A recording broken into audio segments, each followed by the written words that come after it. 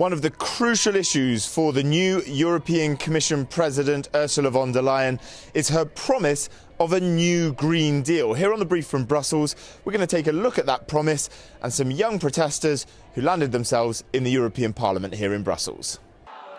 Demonstrating for an improved climate policy, this time inside the European Parliament.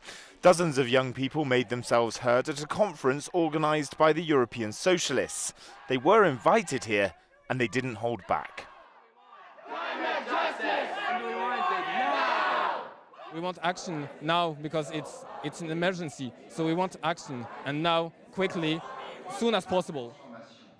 The conference looked at solutions and ways to allocate the necessary resources in the EU budget to fund the new Green Deal, the flagship policy that it's touted to be. Now there's no more time for speeches. We need to win the war against climate change. And the core of the war is money. The European Court of Auditors says it's very easy to agree on climate neutrality by 2050. Everybody agrees on it, except Trump and Bolsonaro. But the question is, where is the money? The Socialists got commitments from Ursula von der Leyen to make climate a priority in order for them to back her presidency of the European Commission. It's a tie showing the fast increase in temperature over the last 100 years.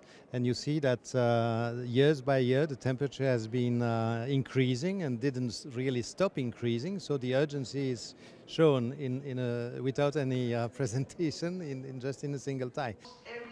The European Court of Auditors reckons climate investment should total €1,000 billion per year.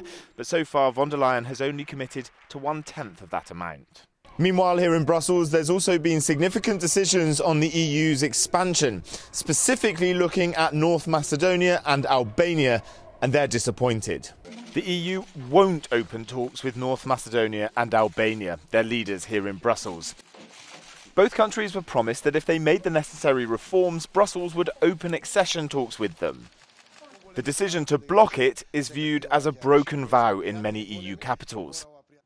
It was France which made the strongest bloc, and they were the only ones against North Macedonia. According to French President Emmanuel Macron, both countries need to make further reforms before starting the process.